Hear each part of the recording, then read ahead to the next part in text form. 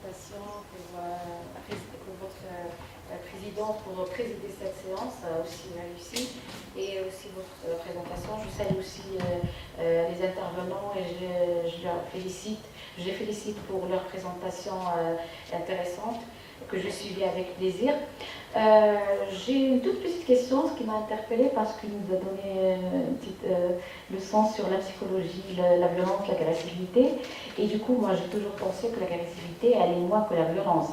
Mais ce qui m'a interpellée, c'est que j'ai compris que l'agressivité, il n'y a pas la conscience. C'est-à-dire que la personne, quand elle est agressive, elle n'est pas consciente de le faire ou chez l'autre personne. Par contre, la violence, il y a la conscience. On ne peut pas dire qu'un harceleur n'est pas conscient qu'il harcèle, sauf s'il est malade mental. Le harceleur, c'est une forme, le harcèlement, c'est une forme de violence. C'est-à-dire qu'il est conscient toujours qu'il harcèle. Absolument. Il y a une volonté délibérée, donc, de faire du mal. C'est ça, c'est la volonté de nuire à l'autre, d'éliminer automatiquement, physiquement, s'il peut le faire physiquement, il le fait.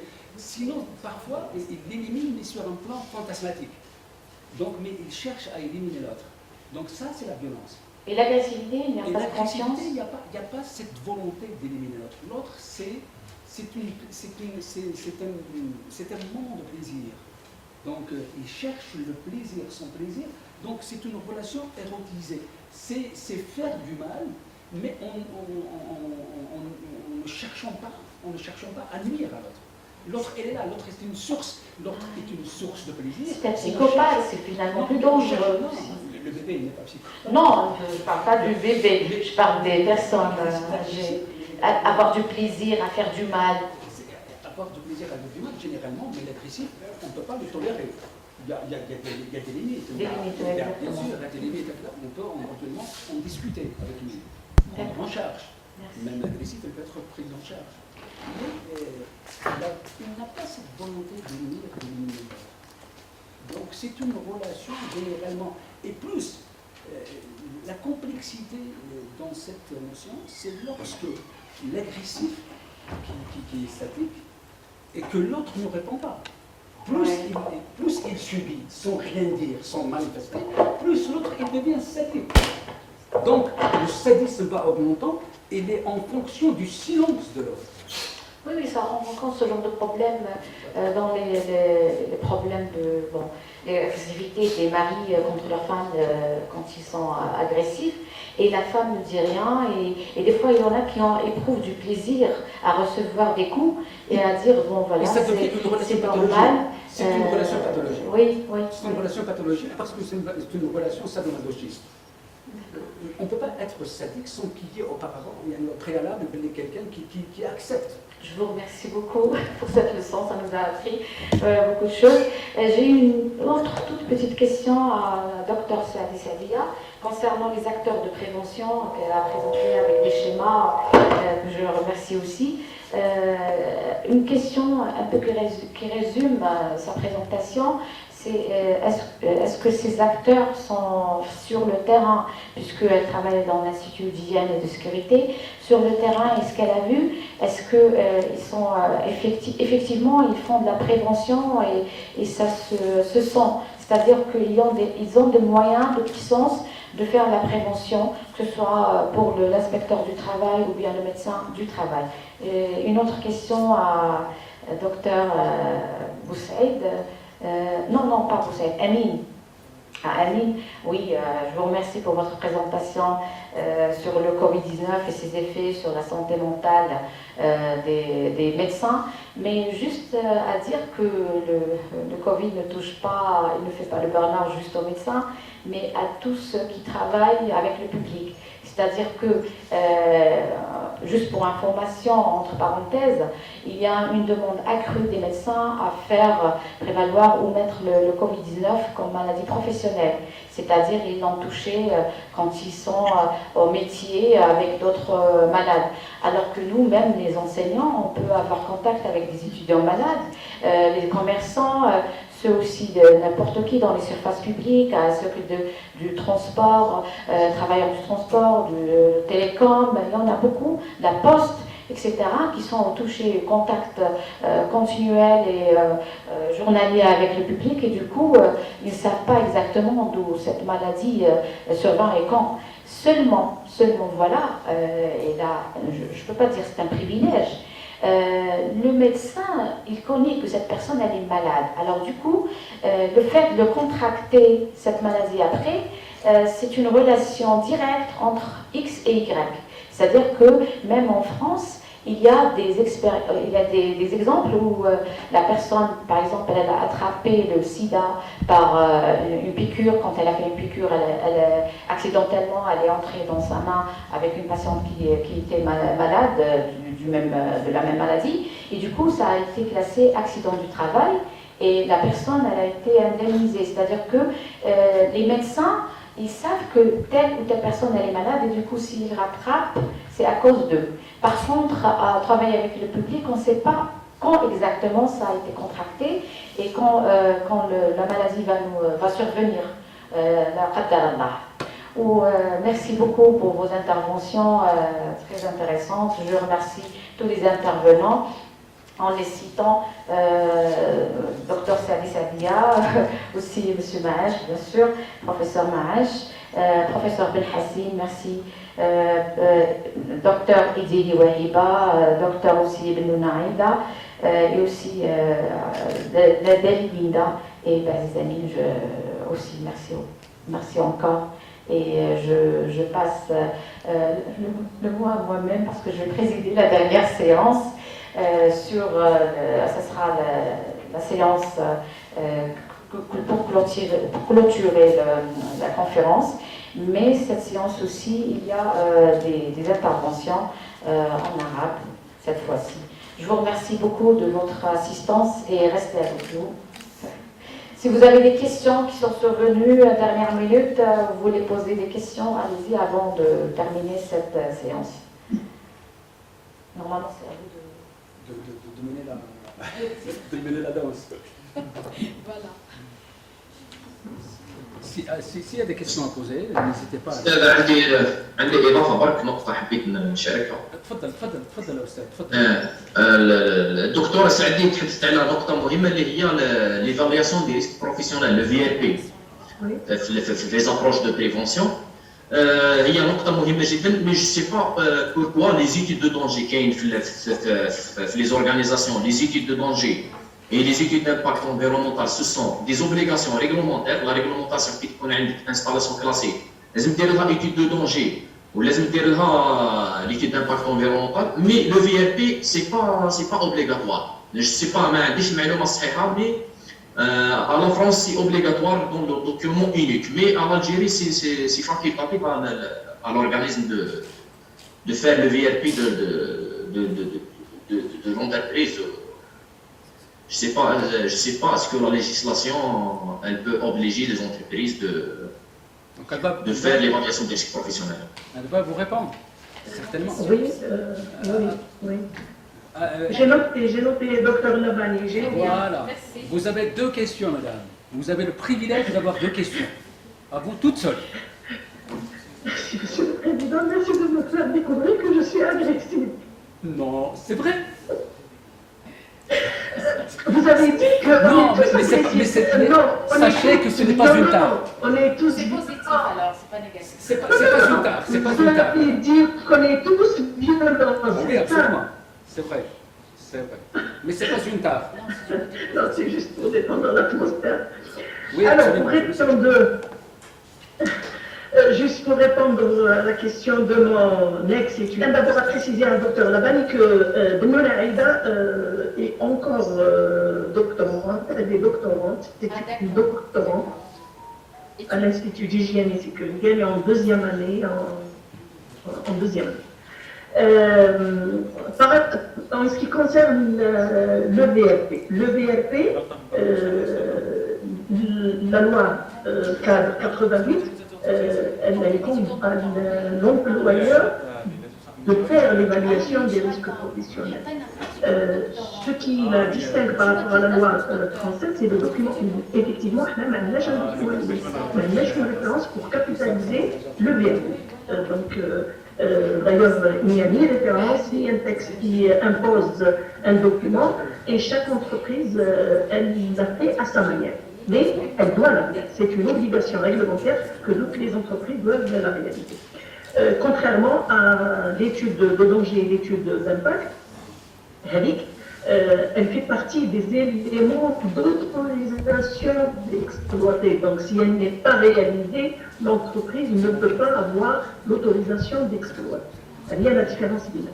Et d'ailleurs, en France, on œuvre à ce qu'on intègre les résultats de l'évaluation des risques professionnels, l'étude de danger, sous prétexte que l'étude de danger, elle ne prend que le volet dysfonctionnement technique, si vous voulez. Par contre, le BRP, elle est plus exhaustive parce qu'elle prend en considération tous les potentiels de danger, à savoir le technique, c'est-à-dire les équipements et les machines, si vous voulez, l'humain, l'organisation, le moment le moment de la tâche, et ainsi de suite. Donc ça, c'est pour répondre à Annie.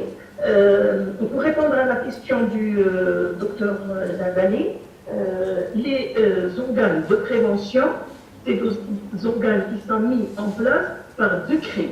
Donc la loi oblige à ce qu'il y ait ces organes au sein des entreprises. Et la loi précise également les attributions de ces organes de prévention.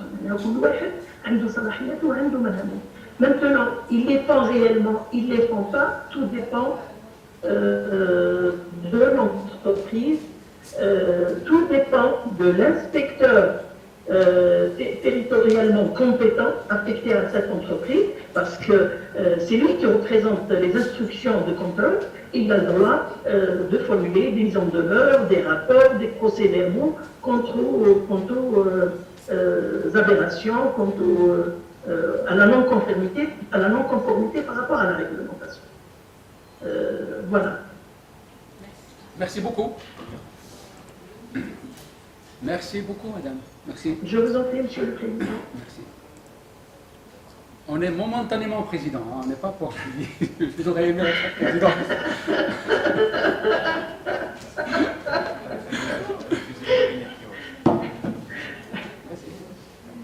Oui, est-ce qu'il y a des questions? Oui. Ah, allez-y. Vous m'entendez? Oui, oui, absolument. C'est le professeur Toufan de l'Université de Zurich. Ah, Ahlin. Merci. Azul, Je ne suivais que partiellement les travaux de cette séance, donc je me permettrai de poser la question en communication que j'ai assisté. Ma question, pour alourdir un petit peu Dr Saadi, va s'adresser à elle plutôt. Je lance un petit débat par rapport à son intervention, notamment en ce qui concerne les organes de prévention qui existent en Algérie, qui suppose qu'il y ait déjà des organes d'évaluation, plutôt des organismes ou des institutions. Le constat, on a présenté déjà assez en interne et en externe d'organismes et de structures qui s'occupent de problèmes d'hygiène et de sécurité au travail. Plus en général, c'est peut-être un manque qui existe d'abord dans la politique publique algérienne, pour encourager les organismes qui peuvent éventuellement s'occuper de l'évaluation de la santé et de la sécurité au travail. Je pense déjà aux ministères, différents ministères concernés directement, tels que le ministère de la Santé, le ministère du Travail, éventuellement notre ministère, le ministère de l'Enseignement supérieur et de la recherche scientifique, qui ne s'investissent pas beaucoup dans ce domaine. Il y a aussi le rôle des syndicats, je dirais, totalement absent par rapport à la question du travail. Il y a aussi les différents comités au niveau des entreprises locales, c'est-à-dire au niveau des comités à l'interne. En parlant de politique publique, dans les années 70, on avait un grand institut d'hygiène et sécurité de travail, pour ceux qui le connaissent, qui était donc établi à Sahel, je ne sais pas, qui a disparu au début des années 90, qu'on a essayé de relancer avec le nouveau institut qui est au niveau de Chagar actuellement. Cet institut était un institut, je dirais, très en avance en Afrique notamment, par rapport aux questions qu'il prenait en charge et qu'il développait, même si il a accompagné le développement industriel algérien dans les années 70 et 80. Malheureusement, pour moi, personnellement, c'était recul.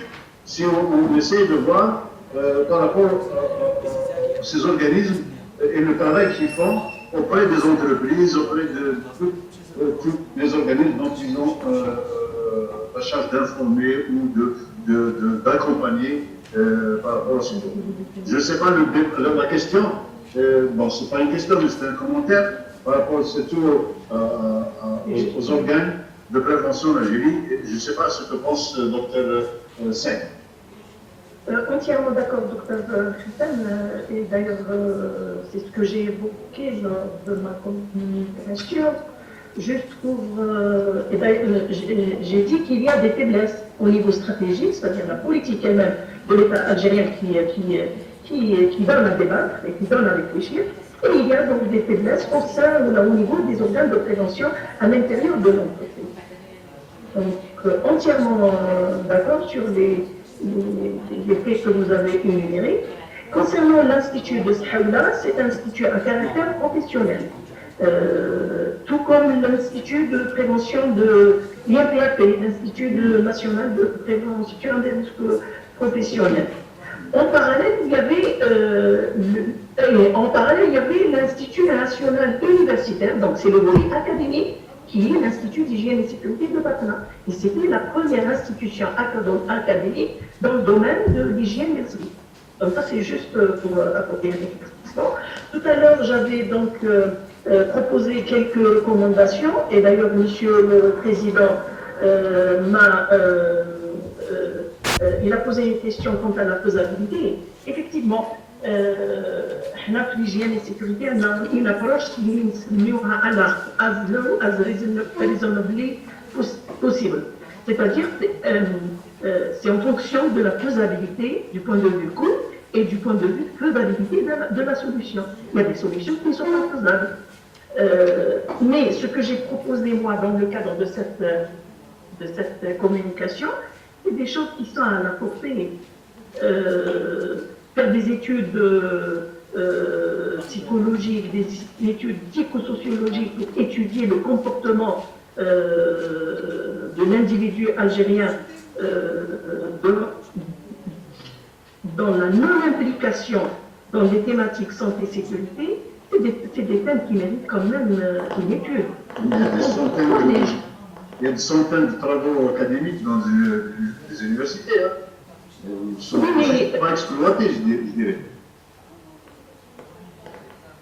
Oui, mais il faut convaincre les entreprises, il faut convaincre les responsables qui adaptent et qui prévoient la politique de mettre en œuvre les résultats de ces études et de voir le résultat. D'ailleurs, c'est ce qui se fait ailleurs. Donc, quand on propose des solutions, on essaye de les mettre en œuvre dans les entreprises. 2 années après, ou là, 1 année après, ou là, on fait une étude et on voit les résultats de nos propositions.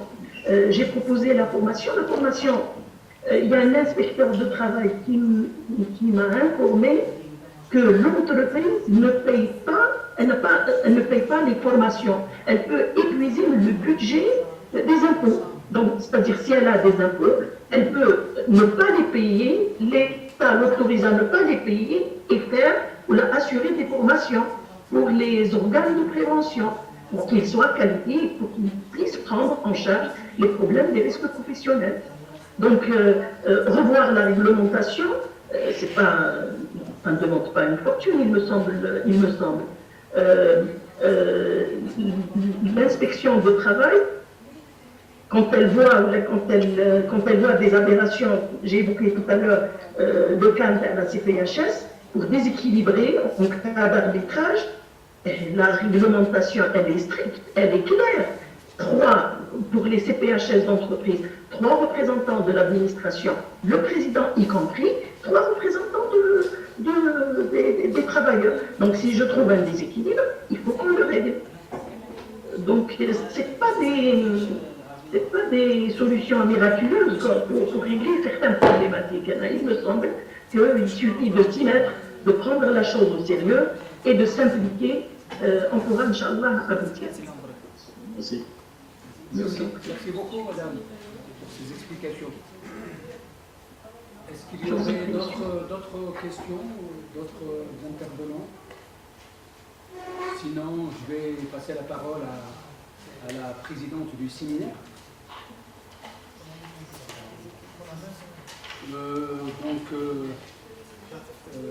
Je tiens tout d'abord à remercier vivement Madame le professeur Lebani de nous avoir donné cette opportunité de présenter un papier, nous qui ne sommes pas des juristes mais des psychosociologues et des psychologues. J'espère que notre participation a été bénéfique pour le séminaire. Donc merci de m'avoir aussi honoré en me donnant l'opportunité de présider une séance. Merci beaucoup.